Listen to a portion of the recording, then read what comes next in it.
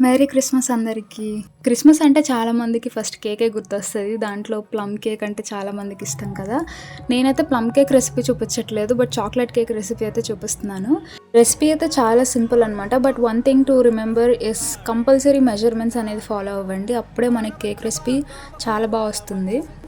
Work out అవుతుందనమాట cake మనం చేసేది.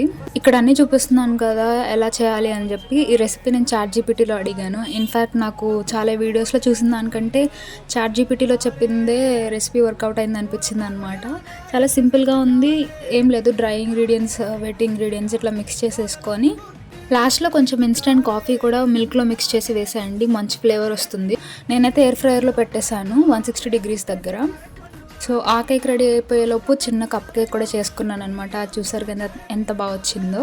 సో దానిపైన చాక్లెట్ గనాష్ చేశాను. ఈ రెసిపీ నెక్స్ట్ వీడియోలో పోస్ట్ చేస్తాను. Merry Christmas.